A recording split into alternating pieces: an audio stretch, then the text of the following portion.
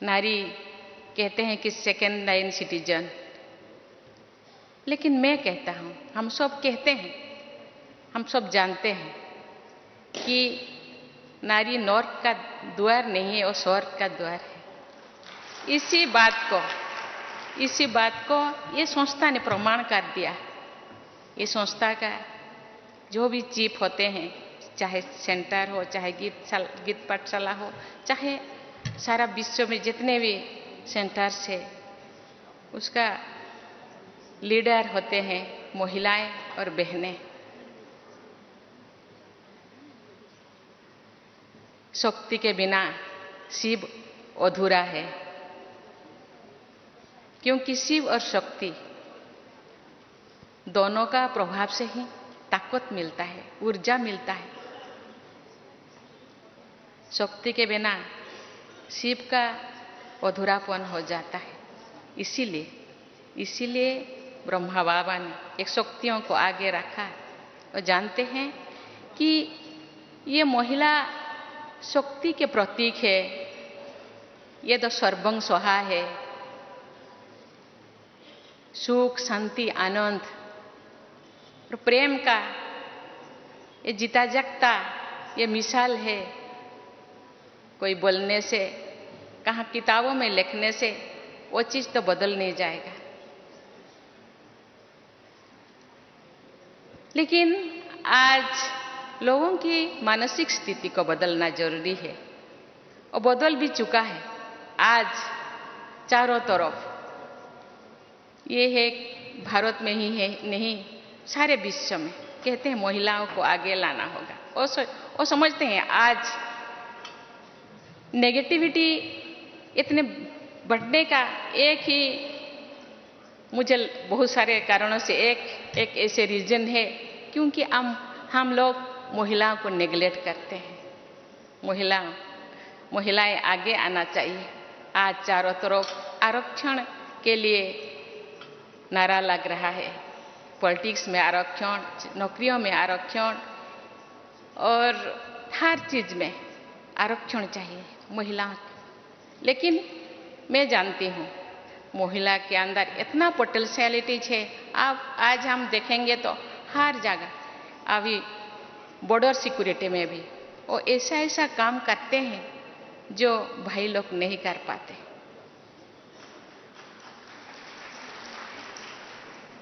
अपने आप को प्रूव करना चाहते हैं, उनके अंदर जुनून है, यस मुझे करना है, मुझे आगे बढ़ना है। किसी के पीछे, मेरे पीछे कोई रहना कोई जरूरी नहीं, मेरे अंदर पोटेंशियलिटीज है।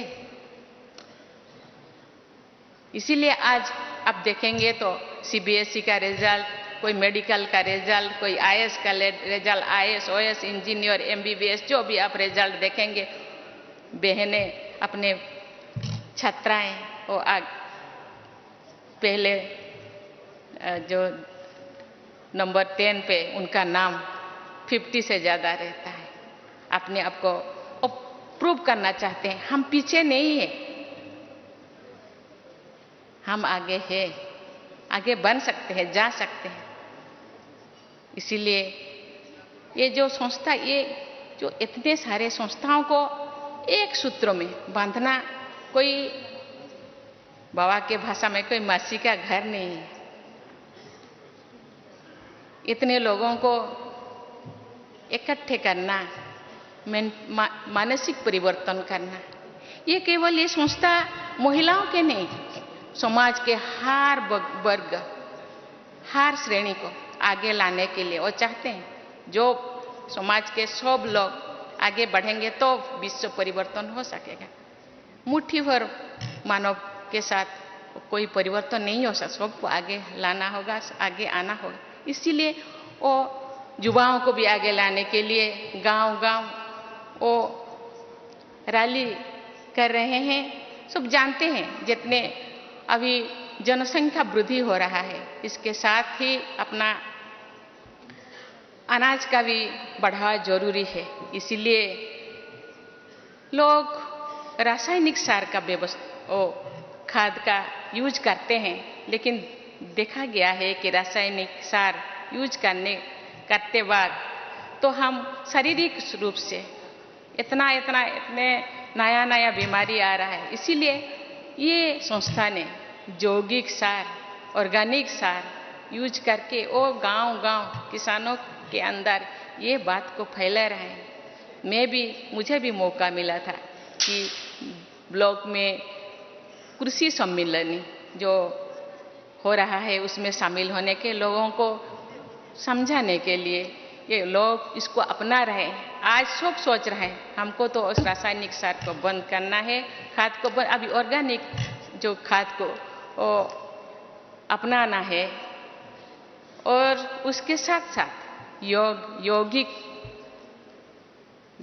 व्यवस्था को भी उपयोग करना है।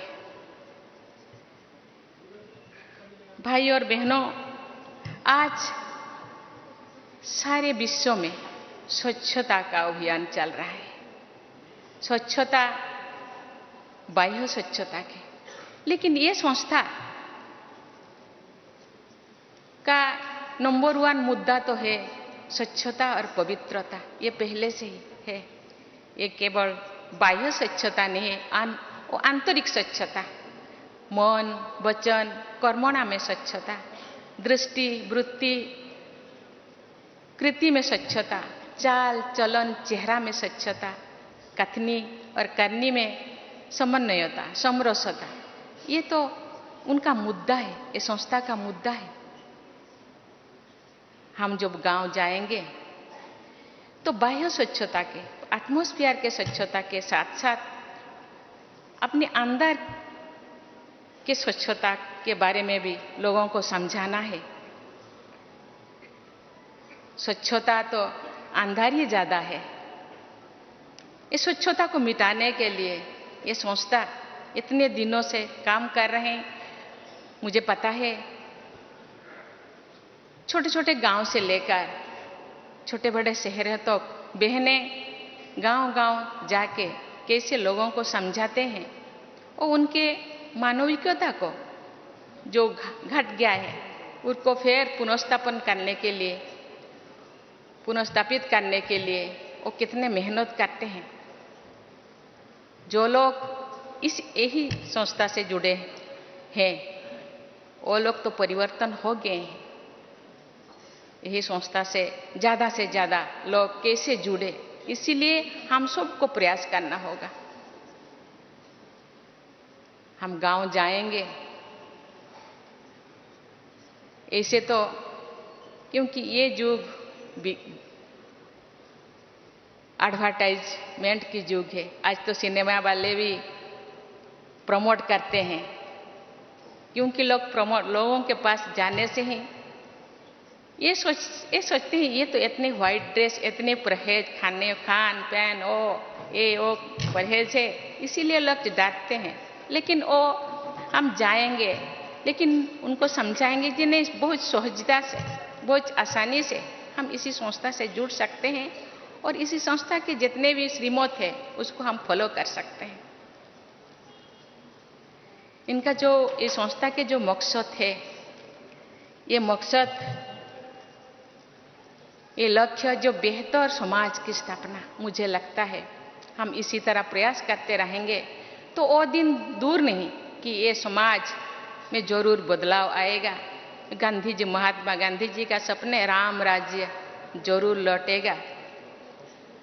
इसके लिए हम सबको, बहनें तो प्रयास कर रहे हैं, जो गृहस्थी है उनको भी प्रयास करना होगा। कहते हैं कि example is better than advice. अपने आप को एग्जाम्पल बनाना है। यस, हम कर सकते हैं। हम महाकाश पे जा सकते हैं, मिट्टी के अंदर जा सकते हैं, पानी के गहराई में जा सकते हैं। तो इतना सारा, इतने थोड़ा से काम हम नहीं कर सकते। मैं जो सेंटर से बिलोंगिंग करती हूँ, वहाँ एक बार मुझे बहन जी ने बोली, दीदी आप थोड़ा गाना गाइए। मुझे तो गाना नहीं आ रहा है, तो मैंने मुझे हिंदी गाना मुझे याद आ गया, जो खिल सके ना ओ फूल हम है, तुम्हारी चरणों के धूल हम है, दया की दृष्टि सदा ही रखना, तुम्हें हो माता पिता तुम्हें। बहन जी ने बोले, दीदी आप तो बाबा कहते हैं, बच्चे आप चरणों के धूल नहीं है, आप मेरे दिल के धड़कन है, आप तो आंखों के तारा है, आप तो मेरे दुलारी है, आप तो राजा है, राजा बेटा है। दया की दृष्टि नहीं। माता पिता अपने बच्चों को दया नहीं करते हो तो अधिकार से, अपना अधिकार है, मेरे जो पूछे वो तुम्हारे है, मेरे जो पूछे वो तुम्हारा है, उसको दया की कोई जरूरत नहीं। लेकिन जो बच्चे जो बिगड़ जाते हैं, माता पिता भी थोड़ा गुस्सा करते हैं, आपको कुछ भी नहीं मिलेगा, एक फूटी कौड़ी नहीं मिलेगा, लेकिन फिर भी मिल जाता है, क्योंकि हम सब लीगल हेयर है ना, बाबा का लीगल हेयर है। बाबा का जो कुछ है, बाबा में जो गुण है, जो क्वालिटी है, हम में भी वही क्वालिटी है, लेकिन उस क्वालिटी को पहचानना चाहिए और खुद उसको प्रयोग करने के साथ साथ दूसरों को भी। बाप कहते हैं, आप जो कर रहे हैं ना, दूसरे आपको जो फॉलोअर्स है, दूसरे भी वही करते हैं, इसीलिए आपको भी चाल चलन चेहरा में शुद्धता आना चाहिए, आपका वृत्ति में शुद्धता आना चाहिए, तो आपका फॉलोअर्स में भी आपके जो करते हैं वो जरूर करेंगे और विश्व का परिवर्तन जरूर होगा। इसके लिए हम सबको मेहनत करना पड़ेगा। ज़्यादा मेहनत की जरूरत नहीं है, सोच को थोड़ा बदलना पड़ेगा। हम अपने आप को जितने भी नकारात्मक सोच है उसको बदलकर सकारात्मक सोच लाएंगे और बाबा के श्रीमत में चलेंगे। बाबा कहते हैं, ये विश्व ये कंटे के जंगल है, इस कंटे के जंगल को फूल के जंगल बनाना है तो थोड़ा बहुत तो मेहनत तो करना पड़ेगा। इसीलिए हम जो ढूंढते हैं, सुख को ढूंढते हैं, हर कोई सुख के लिए, शांति के लिए, आनंद के लिए प्रयास करते हैं, लेकिन सुख हम कहाँ ढूंढते हैं? वस्तुओं में,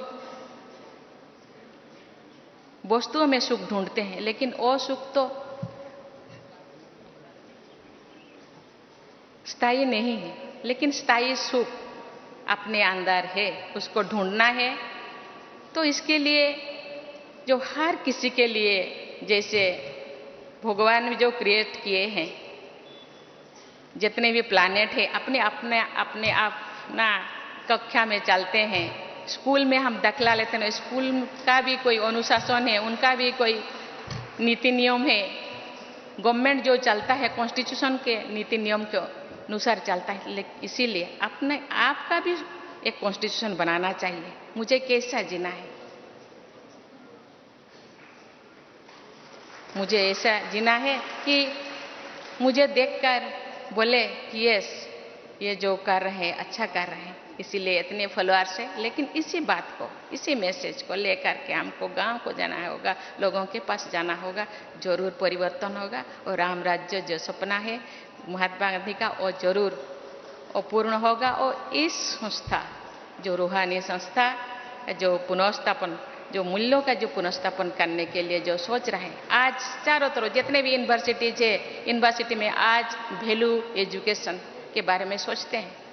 आज थोड़ा बच्चे ये दुनिया के ये चाकचक्यों को देखकर थोड़ा रास्ता भूल गए, उनको रास्ता दिखाना हम सब का काम है।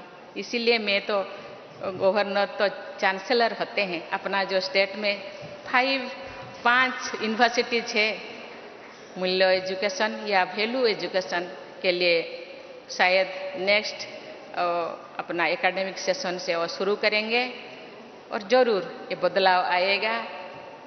ये जो गीत है, हम होंगे कामयाब एक दिन, जरूर हम होंगे कामयाब। ओम शांति।